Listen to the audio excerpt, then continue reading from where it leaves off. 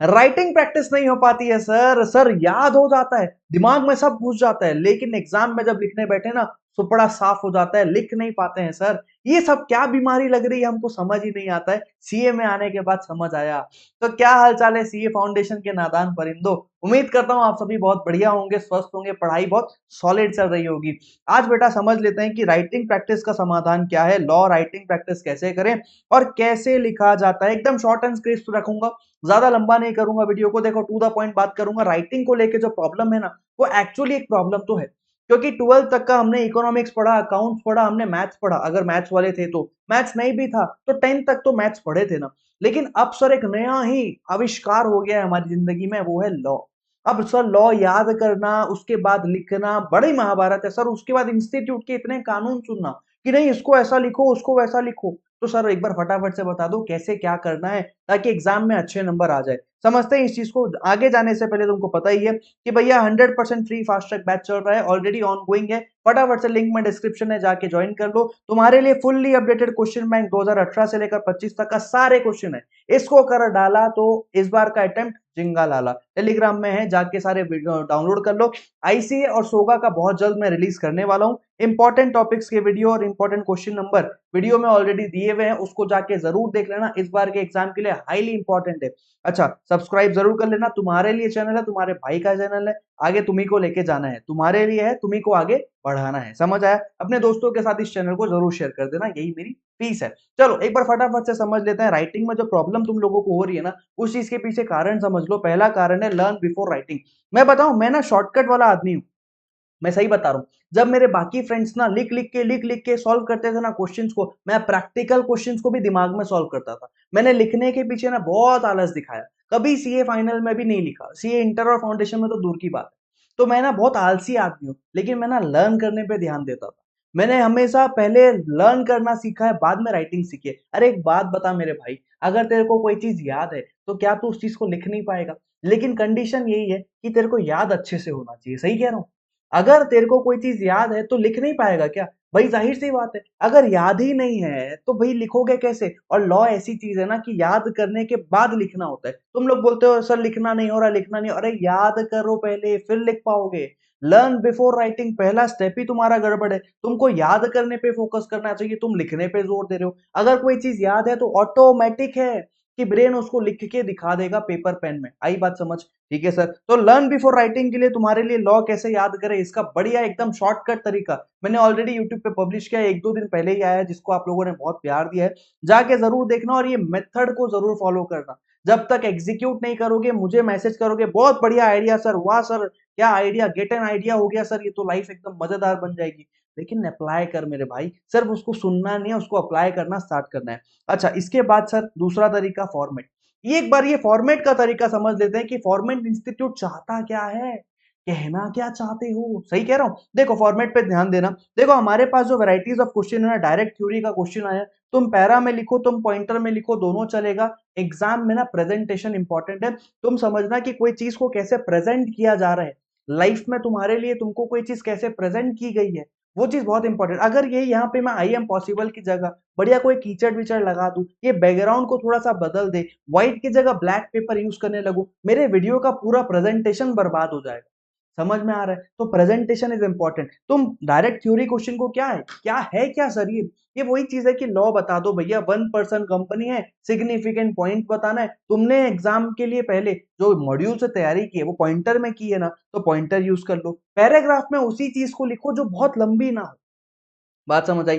Pointers का ज्यादा इस्तेमाल करना है, लेकिन कई दफा आप पैराग्राफ में भी डायरेक्ट आंसर लिख सकते हो, कोई दिक्कत नहीं है। लेकिन पैरा ऐसा नहीं कि भाई 2 पेज तक चले जा रहा है, चले जा रहा है, चले जा रहा है। पैराग्राफ जहां खत्म होता है वहां ये पूरी लाइन छूटनी चाहिए। जैसे ये मैंने लाइन छोड़ी है ना बीच में, वैसे पैराग्राफ एंड होने के बाद ये लाइन छोड़ना जरूरी है, तब जाके वो पैरा है। तो तुम पूरा पेज भर दे रहे हो और बोल रहे हो एग्जामिनर को ले पढ़। अरे कहाँ से पढ़ेगा भाई, उसके पास इतने सारे ऑलरेडी किताबें हैं, ऑलरेडी इतने सारे बुक्स है उसके पास, मतलब चेक करने के लिए पेपर्स आए हैं उसके पास। वो आपके पेपर को इतना टाइम नहीं देगा। बात समझना, एट दी एंड वो भी क्या है, सीए है। समझ आया? तो भैया तुम अपनी वैल्यू करोगे, तुम सामने वाले को सीए की वैल्यू तो करना पड़ेगा ना तुमको, उसके समय की कीमत है।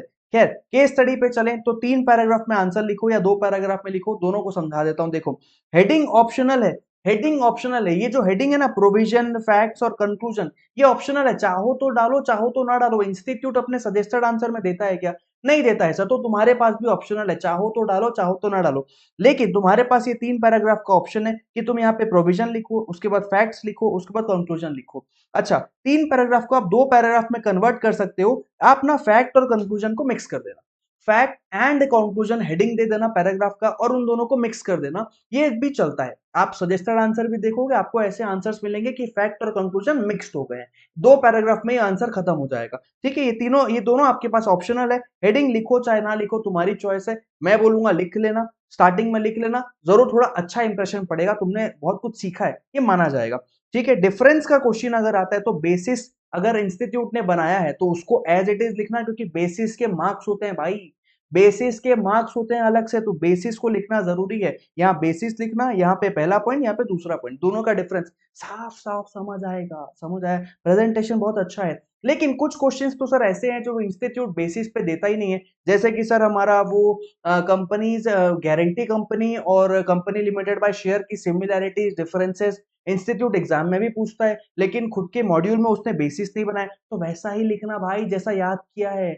जबरदस्ती दिमाग नहीं लगा देना कि वहां बेसिस बना दिया मन से।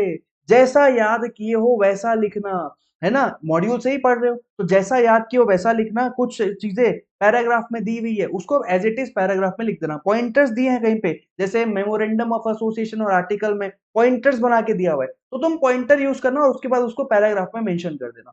ये बुलेट्स ऐसा सिंबल यहाँ यूज करना, पॉइंटर बनाना और लिख देना।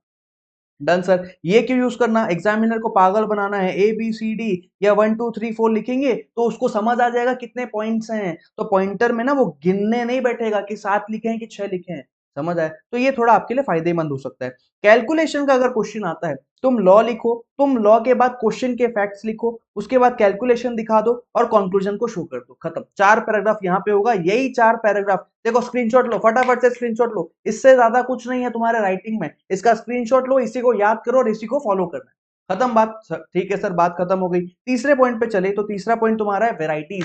सर ये वेराइटीज क्या है? भैया तुम एक ही चीज बार बार हर जगह लिखोगे ना तो मार्क्स नहीं मिलेंगे, इसलिए वेराइटीज का स्क्रीनशॉट लो। ये देखो, ये स्क्रीनशॉट लो यहाँ पे कि लॉ कैसे लिखना है। तुम जब लॉ स्टार्ट कर रहे हो, पहला पैराग्राफ स्टार्ट कर रहे हो, तो क्या क्या वेराइटीज यूज कर सकते हो, ये सारे पॉइंट्स यहाँ लिखे हैं, इसका स्क्रीनशॉट लो। जब तुम फैक्ट स्टार्ट करने वाले हो तो क्या क्या क्वेश्चन को स्टार्ट कैसे करोगे? The question arising in this problem suggest that या स्टेट्स दैट, ऐसा करके स्टार्ट करोगे। यहाँ पे ये कंक्लूजन का भी स्क्रीनशॉट लो। ये सारी चीजों को ना स्क्रीनशॉट लेने के बाद लिख भी लेना मेरे भाई। सिर्फ लेके नहीं बैठना है, लिखना भी, अपनी कॉपी में लिखना और कुछ अच्छे पॉइंटर्स इसमें से उठा लेना जो आप वेराइटीज ऑफ क्वेश्चंस में यूज करोगे। ठीक है, डन। तो आपका आंसर बहुत अच्छा हो जाएगा। अच्छा, लिखे कितना, मार्किंग सिस्टम को एक बार समझ लेते हैं। एक ही वीडियो में सारी बात करोगे क्या सर? बिल्कुल एक ही वीडियो में सारी बात करेंगे। देखो 2 मार्क्स का क्वेश्चन है ना, तो टू द पॉइंट रहना, जबरदस्ती ज्ञानबाजी नहीं चाहिए। 3 मार्क्स का क्वेश्चन है, टू द पॉइंट रहना, प्लस शॉर्ट में क्वेश्चन का फैक्ट्स एकदम शॉर्ट में लिखना है, एकदम शॉर्ट में। 10 लाइन का क्वेश्चन है ना, तो 3 4 लाइन में खत्म। अच्छा, 4 5 6 7 का क्वेश्चन है ना, तो फॉर्मेट यहाँ स्टार्ट कर दो। फैक्ट्स के मार्क्स 4 मार्क्स के क्वेश्चन में से मिलना स्टार्ट होते हैं। क्या कहा मैंने? फैक्ट्स के जो मार्क्स है ना, तो तुम क्वेश्चन का फैक्ट्स बनाते हो, उसकी मार्किंग 4 मार्क के बाद स्टार्ट होती है। 2 और 3 नंबर के क्वेश्चन में उसको इतना वेटेज नहीं दिया जाता। आई बात समझ? अच्छा, लास्ट पॉइंट को समझ लो। सेल्फ राइटिंग प्रैक्टिस करना स्टार्ट करो मेरे भाई। फैकल्टीज और बाकी यूट्यूब वीडियोस के भरोसे बैठना बंद कर, बंद कर, बंद कर। सेल्फ राइटिंग प्रैक्टिस कैसे करते हैं सर? क्वेश्चन रट, मैंने कल भी बताया था। क्वेश्चन को रटो, उसके आंसर को रटो, पूरा चैप्टर रट लो, उसके बाद में कोई क्वेश्चन उठा लो, उसका खुद आंसर लिखो और उसके बाद उसके सजेस्टेड आंसर से अपना आंसर को चेक करो। अब मार्किंग सिस्टम कैसे दोगे?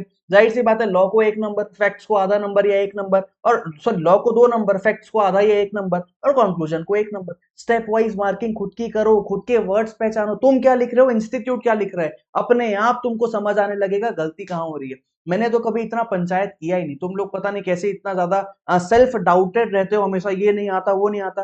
अरे हर चीज आती है तुमको, तुम लोग सेल्फ डाउट करते हो। हनुमान जी का याद है ना, कैसे हनुमान जी को जामवंत ने बताया कि आपके पास उड़ने की शक्ति है, वैसे ही तुम्हारे पास सारी शक्ति है, तुम जबरदस्ती सेल्फ डाउटेड ज्यादा हो। ठीक है, चलो बाकी कुछ हेल्प लगे तो याद कर लेना अपने भाई को। मिलते हैं किसी और वीडियो में। Till then take care, bye bye.